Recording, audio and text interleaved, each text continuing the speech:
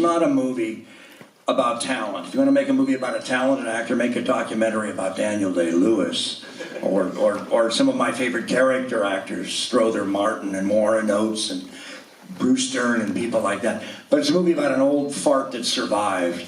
And literally this month is my 50th year in Hollywood. 50 years ago today, I was outside of Atlanta in Statesboro, Georgia, home of the Allman Brothers, and I was starring in my first movie. It was my first audition. It was my first movie for Daniel Petrie, who directed, among other things, Daniel's the whitest guy in the world, and he was the director of Sidney Poitier's Raisin in the Sun, and it's just been a great ride ever since. So, ask some questions. Well, Buster and Billy, 1973, spring of 73, and it's the spring of 2023. So, it's a round number. I like that. Well, Michael, tell me how this documentary came about. Was this something Robert had to be talked into? Was this something he was excited about? You know, honestly, this was my third experience with Robert. I first got acquainted with this man during Never Sleep Again. That was a lot of fun. And let me just say, this is not, I am not a producer or a collaborator on Never Sleep Again. This is Heather Langenkamp's pet project. And it's, if you love the Nightmare on Elm Street franchise, it's truly a wonderful behind-the-scenes experience, as well as a great coffee table book. yeah, in the coffee table book. And then I got to work with Heather on I Am Nancy, and Robert was involved with that as well. So the directors that you saw at the beginning doing the introduction, Gary Smartin, Adam Evans, and Christopher Griffiths, they come out here from the UK every summer, and we decide what are we going to do. And, you know, again, Elm Street's always brought up, but it's been done. Like, I mean, there's really not much left to talk about. And Gary, being a huge fan of Robert, was like, do you have his email? And I said, yeah, I have his email. And he goes, well, why don't we do just a documentary on Robert's career? Because he's so much more than Freddy Krueger. And if you just watched, you saw that. So we reached out to Robert, and I don't think it took much to get the man to say, okay, let's do it. You know, actually, one of the things was that Chris Griffiths, yes, and Gary Smart, shooting the shit with those guys and getting to know them, feeling them out a bit over a cocktail or two, I realized they were like having your own personal IMDb database. And my agent and lifelong friend, Joe Rice, also had done a little checking out of these guys. And he said, these are really good guys, cult screenings, cult films, that they really knew how to do their research and development, their R&D. But I fell in love with them because they weren't just genre fans, although they were genre fans, but you could talk about anything with them. If I was struggling for the name of a character actor from England, from a Hammer film, oh God, and they would go, Herbert Lom, and I would go, yes, Herbert Lom, he did a Phantom of the Opera, and he worked with, you know, Christopher Lee, and he did several of my favorite Hammer films, and they were always there with that answer, and it was very, very wide. We talked about, I remember talking about a wide-angle, black and white VistaVision television series around the same time they were doing the old Route 66 series, which you can imagine they were on location all over America. And this one was called Stony Burke, with, of all people, Jack Lord from the original Hawaii Five-0. I think I just got a residual from them on my TV. But anyway, Jack Lord played a rodeo cowboy, and he was sidekicked by Warren Oates and Andrew Prine. And Andrew Prine was I was trying to find this in my mind's eye. Andrew Prine did a TV movie with with Deborah Raffin, and he had shaved his head. Now, Andrew Prine, for a lot of you, as kids, if you saw The Miracle Worker, he's the brother of Helen Keller. But he also had starred with me in V, so I knew Andy, and he had done this performance of a serial killer with a shaved head, and the show opened with a girl dropping an egg from her refrigerator, and as the egg fell to the ground in slow motion, we heard the screams and cries of an airliner going down. And she had this connection with this guy.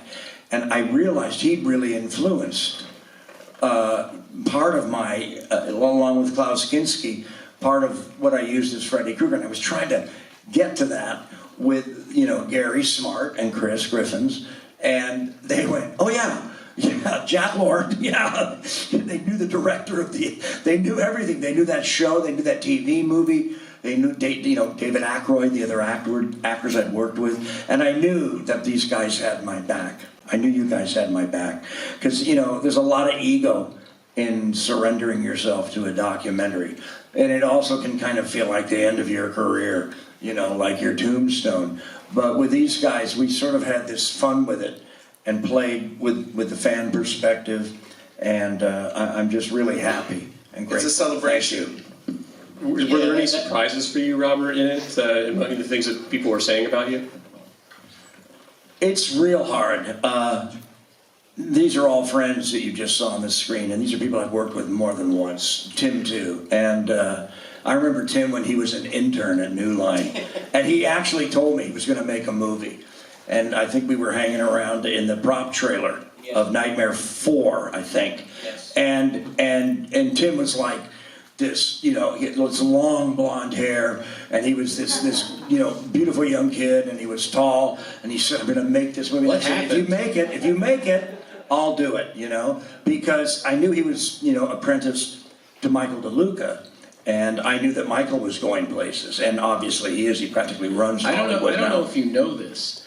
I went to NYU Film School with Michael DeLuca, and he and I went and saw Freddy's Revenge on the first day it came out. And he said to me, one day I'm going to be running a film studio and you're going to be making a movie with Robert Englund.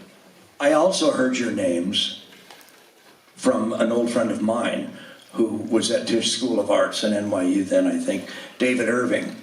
He was Nancy Irving's brother. Amy Irving's brother, yeah. Yeah, Amy Irving. I'm thinking Nancy. Yeah, no. Amy Irving. Amy, as in you guys, as in Carrie and the Fury, Amy Irving. Okay. And he was my producing professor, and yeah, I learned so much from him. And he said the best producer is the person who is filming his new movie while attending the premiere of his last, while prepping his next one. Well, I was just going to ask Tim, you know, you said in this documentary you talk about how supportive Robert was and everything, but I'm curious, you know, it's such a gift as first-time director to have an actor like this. What kinds of things did you learn from Robert about directing and about working with actors that informed the movie and that you kind of carried forward? Well, one of the things, I don't know, is that Robert learned the lines of every single actor in the movie, every single character, so that at any given time, if he could help them. You're always about helping everybody, almost to a fault. Well, the other thing is, you know, on a horror movie, and there's always kids, you know, who's next? Who am I going to get next? What the kids don't know is that there's a lot of elements, whether it's CGI, whether it's practical effects, whether it's just lighting, or just simply a prop piece of business. There are so many elements, and they all want to go 110% on every take. And somebody once told me, and I wish I could remember who, because it was some of the best advice I ever got. And they said that it's better to be at 75% and have the light in your eye than to be at 100% and be kind of split by the frame or off your mark. And you're also costing the company for that effect that's being shot, all those elements that are surrounding you, the car pulling up, the flame bars behind you exploding, whatever. And so I would try to tell the young actors I worked with, and this is after I'm in my, in my mid to late 40s. I would not have presumed to do it earlier, but by then I felt good enough to say, hey, you guys, don't beat yourselves up. Find your mark, find your light, and let's repeat what we've rehearsed. Because we found it, we discovered it with inspiration, and our job is to duplicate the inspiration we found in rehearsal. The thing you said to me on the first day, which I have said to so many young filmmakers for advice, you took me aside and you're like, Tim, remember, the audience sees the donut, not the whole. They will not see what you envision. They will only see what you give them. So if we don't make our days, if we don't get everything, edit the movie in your hands, not the movie in the script. And that was very helpful to me, because when you're making a film and you got 14 days and suddenly one of them's gone because of the rain, that's right, the audience will never know what we wanted to do that we didn't get to do, and that changed everything for me. Well, Tim was also in the unique position of having to move from the control of Hollywood to the wild, wild west of Georgia. What Lynn Shay and I realized, and some other people, was just how great it looked, how great it was going to look, for a low-budget film, because we got this incredible production value out of our new location. But all Tim could hear, Tim was like Captain Hook and Peter Pan, all he can hear is the tick-tock, tick-tock of the crocodile of time coming after him, Well, before I open up to the audience, I want to ask you a little bit about Freddy versus Jason, because that's what we started the day with. How many people were here for the whole day of Robert Englund movies? Right, yeah. Oh, the people with the flat eyeballs, okay. Yeah, so you weren't here for Freddy versus Jason, but you said you had some stories to tell us about the young actors you worked with in that. Well, I'm trying to think. I did have some Freddy versus Jason stories. Give me a second here. Here's a great story. Destiny's Child. Yes. Kelly Rowland. And, I used to go to the set with her sometimes, and, everybody wants Kelly to be urban and street, and Destiny's Child and Beyonce. But in real life, she's kind of like Audrey Hepburn. And she had a Sassoon cut then, and she was just such a cutie. I think she had a little dog with her. But when you have the #1 song in the world, and that was the song she duetted with Nelly. Some of you might remember that song. I'm not going to remember it right now. I'm an old fart. But she had the #1 song in the world with Nelly. And it's a jinx on your career if you turn down Tops of the Pops. And Tops of the Pops is a BBC show that's been on since before the Beatles, with Cliff Richards and people like that, and Petula Clark. And you have to do it. If you have a hit, you have to do this show. So in the middle of shooting, they sent Kelly all the way to London from Vancouver to appear with Nelly on Tops of the Pops. And then they flew her back. And when she landed, she had to come to the set in the middle of the night and do the scene where she disses Freddy. And she nailed it on the second take. That's what a pro she was. She was great. Then, of course, they put a chain on her and yanked her into a tree or something. But I was just blown away, that she could do that, jet lagged and having performed in London and then coming back and nailing that sequence where she, tells Freddy, everything that she thinks he's wrong, just disses him, right out of her culture, which was what, Freddy's always throwing the culture of his victims back in their face. And it was kind of fun to have someone finally do it to Freddy. But that's a story. Also, that's me, and all the underwater stuff is me, okay? Because I can hold my breath longer than the Navy SEAL. Yeah, because I'm an old surfer. And I was in my goddamn 50s then, so I'm impressed. How'd you guys like my fight scenes in Stay Hungry, huh? Come on. Okay. That's all actor and actor. Those were all actor and director rehearsed. We didn't use stuntmen because we wanted it to all be like the characters would fight. You were in Maniacs. You saw it in the film. You insisted on jumping over that fireball yourself, firebar, and landing on that table, and I actually walked off the set. I was like, please let me know it worked, and you with the sword. Tim, I just wanted to get to bed. Yeah, that's true. But you also have to remember you had one eye covered, and you're doing the sword fight with one eye. That's true. I had no peripheral vision on one side, so that does make it a bit more difficult. Are we going to take some questions? Yeah, let's open it up to the... From the peeps that have been here since, 11 a.m. this morning or something? All right, who's going to call on people? Do you want to call or you want me to call? I can't see a thing. Okay, I'll call. Right there. Yes. Hi, thank you for coming. Big fan. After so many years playing Freddy Krueger, have you ever had a nightmare with Freddy? I have, and it's a good story, but I'm sure a lot of you have heard it before, but I'll tell it again. So on Nightmare 1, I'm shooting a sequence with Heather Langenkamp, who was supposed to be here, and she's ill. We love her, Nancy. Heather and I were going to do this sequence. It was an exterior at night. And this is Nightmare 1. I did not have a star trailer. I had a star trailer on V, but this was a low-budget movie, and I was in this little honey wagon, next to the men's room trailer, which smelled a little bit because all the Teamsters are in there all day having a cigarette and reading a sports page and having a dump. And so I'm in my little dressing room with a narrow cot, and opposite my narrow cot is a mirror with bulbs around it, the traditional classic stereotype makeup mirror.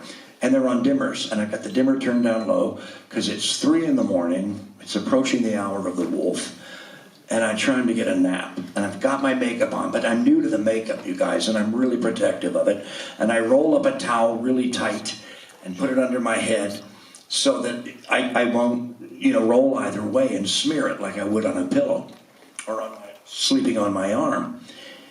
And I'm dozing off, and I hear, Mr. England, and I wake up, and it's the AD. We're going to try to get this shot before the sun comes up. And I sit up in my cot, and I look, and there, 2.5, 3 feet from me, and even deeper in the forced perspective of the makeup mirror, illuminated by the dimmer switch, with the light bulbs turned down to just their ghosting illumination, is this old disfigured man looking at me. And I've got morning mouth, that bad breath you have when you take a nap or you just wake up in the morning. And I'm not completely conscious. I just woke up, and I don't know where the hell I am. I see this old deformed man looking back at me, and he's disfigured, and I go, and the old man in the mirror goes, and then I realize it's me. I'm in the makeup. But it was so new to my experience portraying Freddy that I forgot I was in the makeup. And that moment, I can close my eyes as I'm sitting here and remember it and see it. And I hope I describe my pathetic little dressing room with enough detail so that you believe me. But I do occasionally have that moment interfere with my sleep. And it does. I do dream that once in a while. That's my Freddy nightmare. This question is for Robert. So the Duffer Brothers credited Freddy Krueger as some of the influence for Vecna. What elements of terror or horror could Freddy Krueger learn from Vecna? Well, I don't know if you are all familiar with the character Vecna from Stranger Things, but and someone here will shout out his name for me, but the actor that plays Vecna is superb. He's just a remarkable English actor. And the last time I saw him, he was on his way to Venice, Italy for a festival, and I was giving him some restaurants to go to. But, I don't know what Freddy would say to Vecna. I think he might be upset because I think Vecna has stolen Freddy's cat-like walk a little bit.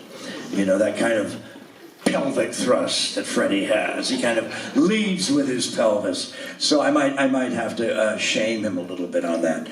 But that's just a wonderful character and a wonderful makeup. And the same people that do the Vecna makeup did my makeup for Stranger Things, and they also created the Night King for for Game of Thrones. They're really brilliant, brilliantly talented guys. Next question. Let's go all the way up there in the back in the center. I saw on Never Sleep Again that Wes Craven had written a script for Dream Warriors. I'm a huge fan of Dream Warriors, but I was wondering if, outside of all the New Line politics and after all this time, if you think that Wes Craven script would have made a better movie. The Dream Warriors script, as I understand it, does have a lot, of Wes Craven's input. Also, Brian Hegeland and the guy that did Force Majeure. Bruce Wagner. Again, Bruce Wagner. Bruce Wagner. Bruce Wagner, brilliant guy. And I knew Bruce from Hollywood parties and stuff. A really talented guy. Brian Hegeland has an Oscar now. Early last year, when COVID was diminishing, Heather Langenkamp organized a reading of Nightmare on Elm Street 3 Dream Warriors at the old Whiskey A Go-Go on Sunset Boulevard. And I mean, if we'd have gone in there with a blue light, you probably would have seen, semen stains from Jim Morrison, on the wall. But anyway, the nostalgia, it was so thick you could cut it with a knife. And we're all packed in there, and we all go down, and we all have these scripts on our little podiums and our microphones. And Chuck Russell has volunteered to read everything but the dialogue, all the directions, the establishing shots, etc. And I'm in there reading. I think Freddy has 2 lines in that movie, So I'm just sort of sitting there relaxed. I've had a couple of glasses of wine. And I look down, and I'm following it, and Chuck starts. And I start to envy Chuck because it's the first draft. The very first draft of Nightmare on Elm Street 3 Dream Warriors. And between the dialogue descriptions of what's going on reads like a great Stephen King novel. It's that well written. So if any of you are fanboys or fangirls and you're at a con and they're selling Nightmare on Elm Street scripts or other scripts, look through them, especially on a Sunday when everything's a little cheaper. Look through them and see if you see that first draft Nightmare on Elm Street script, because I want one. I mean, it's terrific. And all I could think of when we got done with it, and we raised some money for Heather's charity, was I wish I would have volunteered to read all of the in-between the dialogue stuff, because it was really dark poetry. That's really all I really know about the breakdown of Nightmare 3, and I don't really know what went into choosing the final draft for the shooting script. Now all the way back. There you go. Hi, congratulations on an incredible documentary, absolutely, and a phenomenal career. Thank Michael here. Incredible. I actually have a question. He's still got circles under his eyes from post-production. Mr. Perez, you have won incredible awards for your documentaries. I would love to know what you're working on next. Oh my gosh. Currently, I'm on a secret project for AMC. I can't really say what that is, other than Slipknot, The Untold Story. Absolutely. But coming out after this is a documentary on RoboCop. Following that will be a documentary on Police Academy. And then also I will be finishing up the Sleepaway Camp documentary. Yes. Of the Nightmare on Elm Street, which one was the most fun to I'm just going to repeat that so people in the back could hear. The question was, which of the Nightmare on Elm Street movies was the most fun to make? Yeah, well, Tim had such a big role in Nightmare 9. Yes, Tim played the albino serial killer. I'll tell you, on Nightmare 7, Wes Craven's New Nightmare, We all had some serious bucks by then. I'm not going to be humble, or coy about that. And because there was a child in Nightmare 7, Wes Craven's New Nightmare, they had to shoot around his schedule a lot, and you got to use the child up during daytime. So they would bring me in really early, and a lot of the time I was done by 12:30, 1 in the afternoon, and I'd get my makeup taken off, and there was still catering around. There was still lunch being served, and I'm an actor, and I'm no fool, and my mother didn't raise no fool. I'm there for free food. Free lunch, I'm in there. But I'm already done. I'm Robert Englund, I'm Freddy Krueger. It's Nightmare on Elm Street 7. Okay, and I'm done for the day. I'm out of my makeup. I got to have a glass of wine, sit down, and enjoy my free lunch. Yes, Virginia, there is a free lunch. And guess who I got to eat with for weeks at a time in a beautiful part of the San Fernando Valley in front of a classic ranch house where Heather Langenkamp was supposed to live. I got to hang out every day with late, great John Saxon. Now, John was on the cusp of the golden age of movies. He was made a teen idol in the early 50s, but he knew Elvis Presley. He knew James Dean. You guys all know that he did Enter the Dragon, obviously. He knew Bruce Lee. He starred in Robert Redford's first movie, a movie called War Hunt, something like that. War Party. And he literally played a Native American who went into the a no man's land in Korea and took scalps. That's how bad he was. He worked with Brando in the Appaloosa. Obviously, we just said Bruce Lee. He worked with Clint Eastwood and Robert Duvall in Joe Hill. Joe Kidd. He worked with Redford again in Electric Horseman. He dated Sandra Dee, Natalie Wood. His leading lady was Audrey Hepburn in a John Huston movie called The Unforgiven, with, among other people, Lillian Gish, who I worked with, which means if you play 6 Degrees of Robert Englund, I can go back to silent film stars.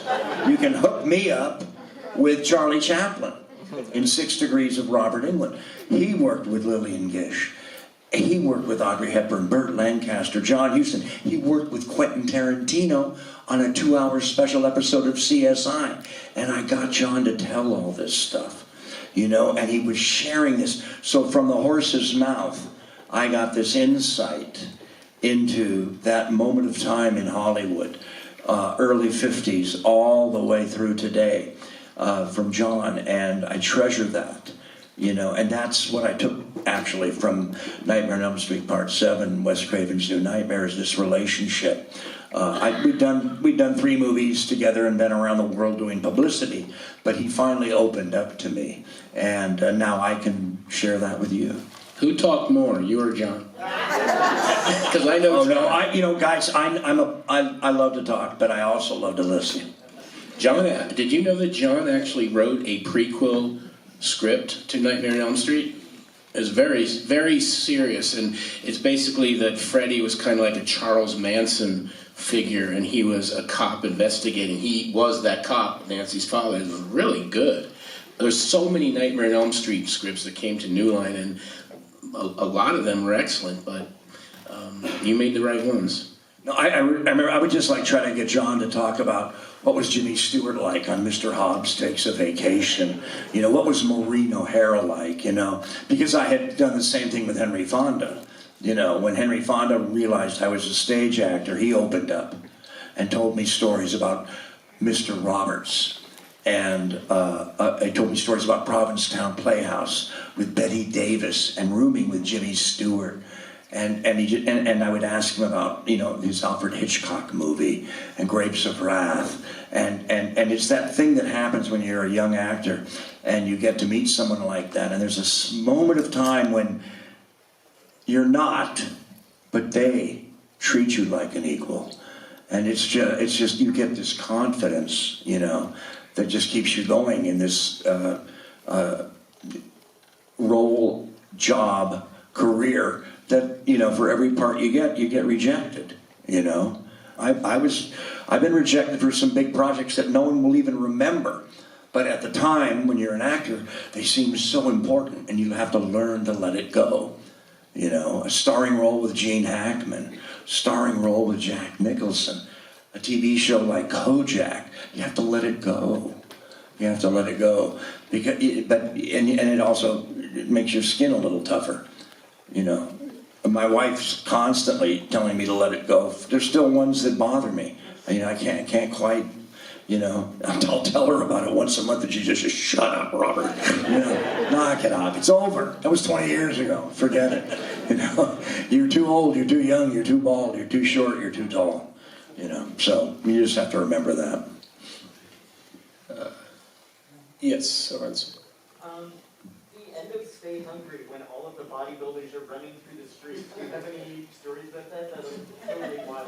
Well, if you saw Stay Hungry, which I'm just so grateful and so honored and so flattered and so impressed, you know, that the Aero Theater and that the Beyondfest and American Cinematheque found a big screen print, because it's a rare one, and it honors the late, great Bob Rafelson. And as I said earlier, one of my favorite movies is his remake of The Postman Always Rings Twice. I just think it's dark and nasty and cynical.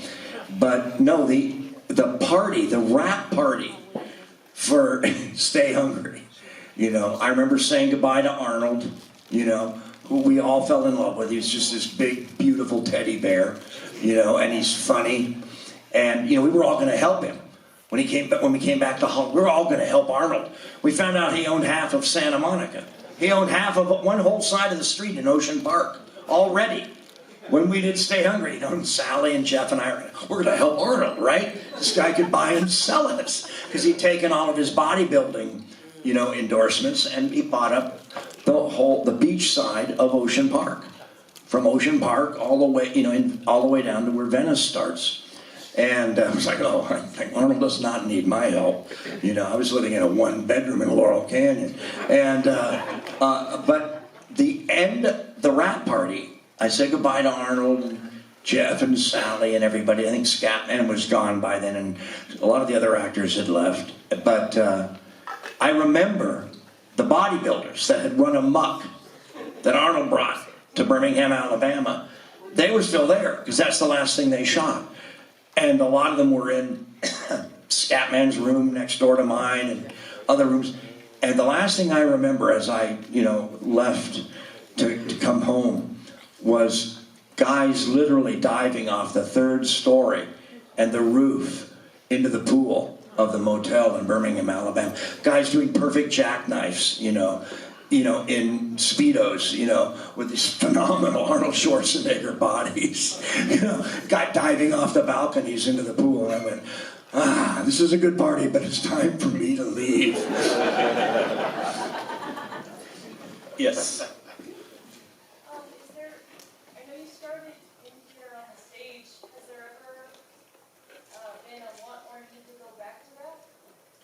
I actually was just invited to go back to one of my home theaters outside of Detroit, Michigan.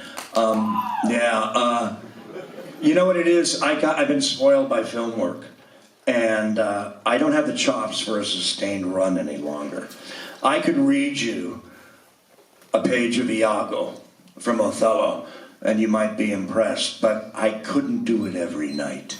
You know, I don't have the chops anymore. I've been spoiled by the immediacy and the concept of takes and coverage that exist in the film world.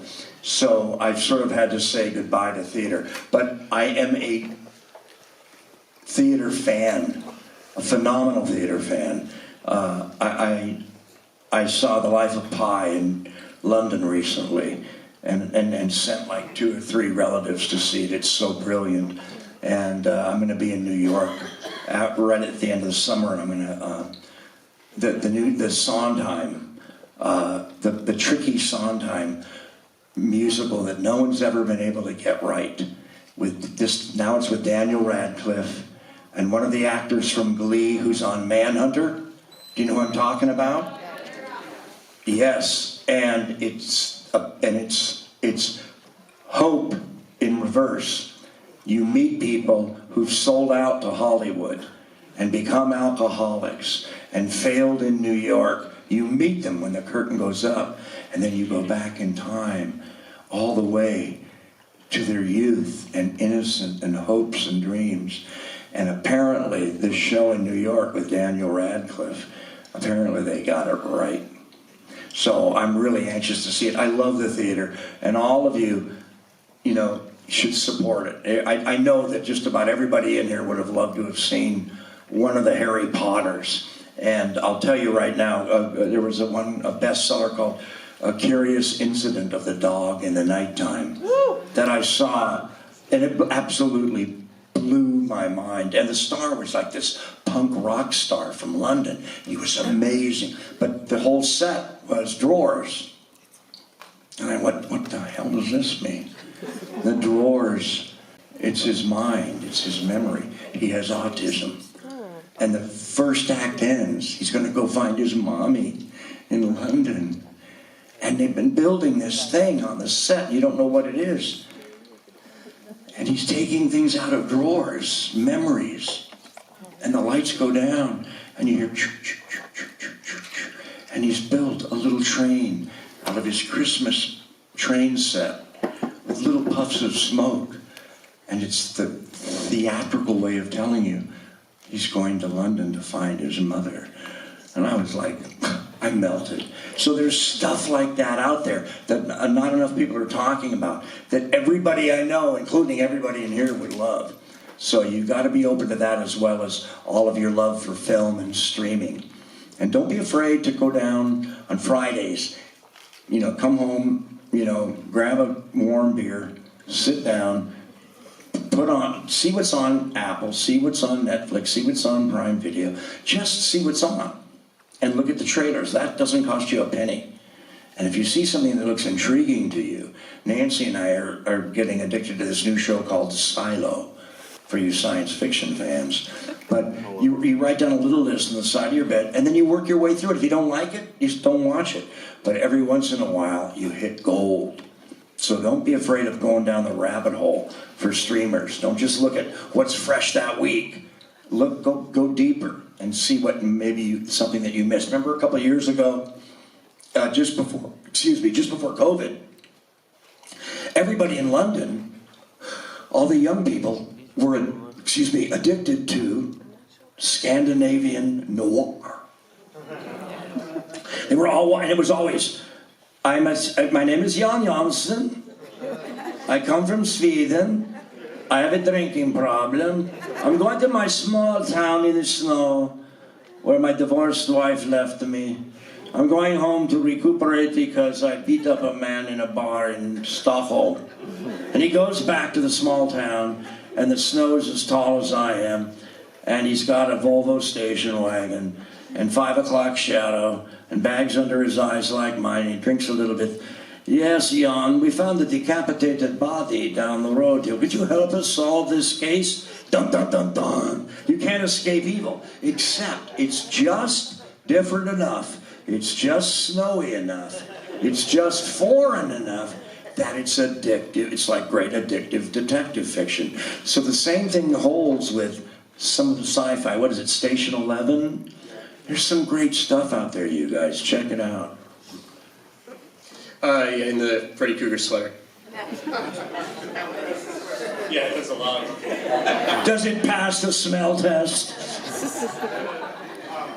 Can you talk to us a little bit about how your directing your first movie, 976 Evil, has influenced you as a mentor that we've seen you become in this documentary? As a mentor to what? I'm sorry. To other actors and people in the business. No, you guys got to understand something. There's probably 2 or 3 things I could direct on stage well, and maybe even better than well. And when I was younger, if I was younger, there might be a film or 2 in me. But it's the hardest job in the world, directing. And what people want me to direct is not what I'm best at. You won't remember this film, you're all too young, but there's a great Robert Duvall performance with Betty Buckley the gym teacher from Cary, called Tender Mercies. That's the kind of film I think I could do. That's up my alley, my ballywick.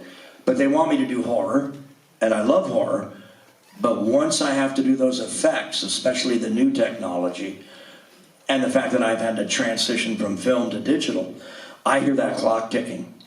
I'm fine with pre-production. I love post-production. I mean, Tim will tell you this. You can fix a scene with a dog barking, with a train whistle. You can rearrange it. And you marry to it in a literal thing, and then your editor convinces you to, three-card Monty it a little bit, and you rearrange it. Not everything is 2 and 2 is 4. Sometimes 4 is the result of 3 plus 1, or 1 plus 1 plus 1 plus 1. So you can rearrange it. And I love all that in post-production. But shooting a movie, all I hear is that clock ticking. Because I'm spending somebody else's money, When you're an actor, fuck them. It's not my job to worry about the money. It really isn't. But when you're a director, yeah. No matter how much your producers protect you, it's just a different thing, and it's a stress that my body and my metabolism just isn't designed for. Now, would I love somebody to give me $60,000 to go in a little 200-seat theater in Hollywood and do a wonderful, diverse, interracial, with Frank Sinatra singing Pennies from Heaven while you sit down in the theater version of Our Town, where at the end all the umbrellas are wet and dripping with rainwater as Emily comes out and tells you that she misses the smell of toast and flannel sheets, and a dog barking. Yeah, I could do that. I still got that up my sleeve. All right, I'm getting the signal that we're out of time, but I'm going to squeeze in one more question. Yes, right there. The ultimate question, it better be good. The pressure's on. I've always wondered, how come Freddy Krueger never got his own energy drink? How come Freddy Krueger what? Like a Nightmare on Elm Street. Oh. Freddy Krueger, Bolt Cola. No, I'll tell you something. I was, at one point, I was like, really wanted this, because it was going to make me be able to pay every bill I ever had, including my mortgage off. But I was, right after Michael Jackson caught on fire for Pepsi, they came to me. And it was, Freddy Krueger for Pepsi, and I thought it was going to happen. And something happened between New Line and the lawyers at New Line and the 7-Up people. But it was going to be, I think it was going to be something like the Uncola for the undead.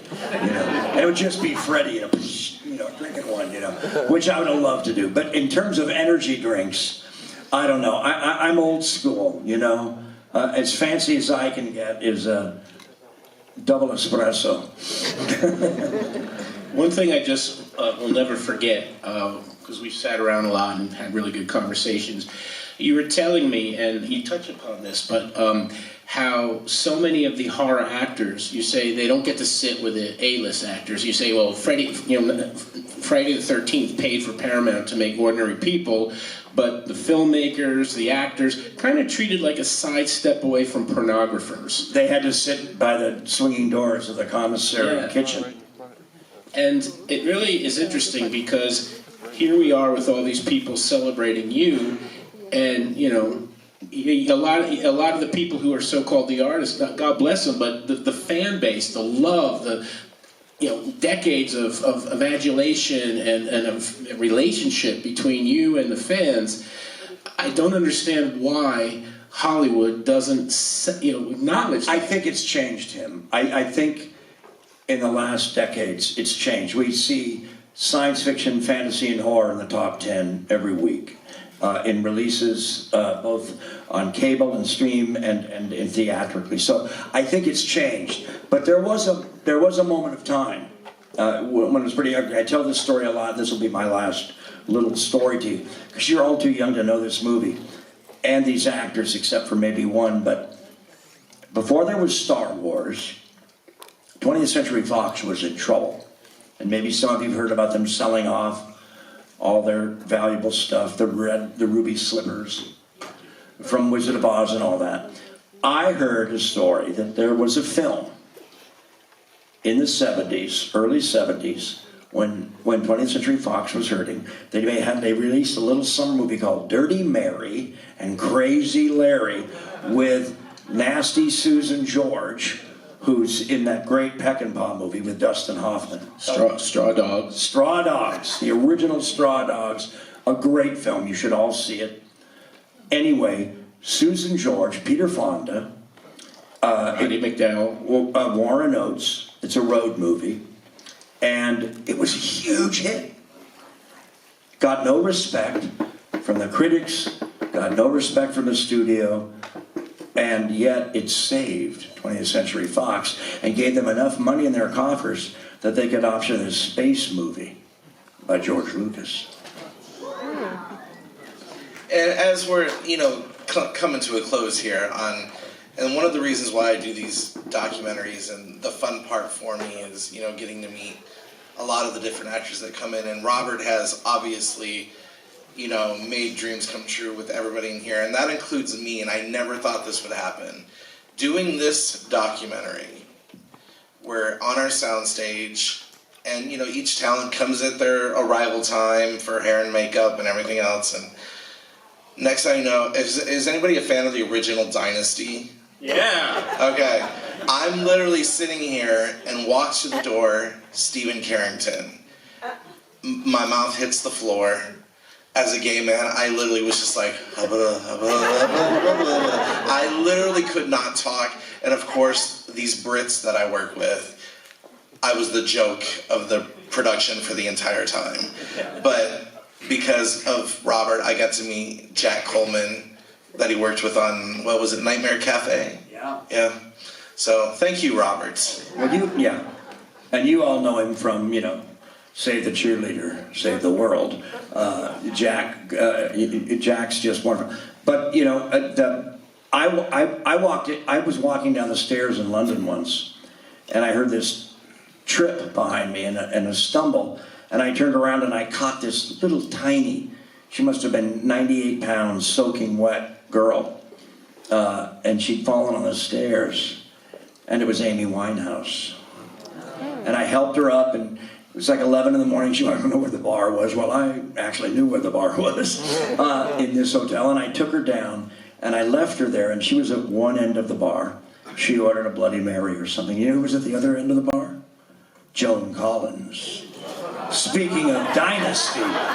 But also, that's one of those great things that just happens, on one end of the bar, and there's only 4 stools, was Joan Collins from Dynasty, English, been working since the early 50s as an ingenue, and stretched that in London, all the way back, dated Richard Burton before Elizabeth Taylor, and on the other end was Amy Winehouse, waiting for a conjugal visit with her boyfriend who was getting out of jail.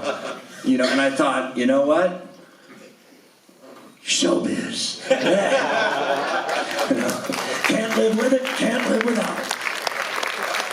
Well, this has been a great day at the movies, Robert. So thanks so much for coming. And Tim and Michael, thank you guys for coming as well.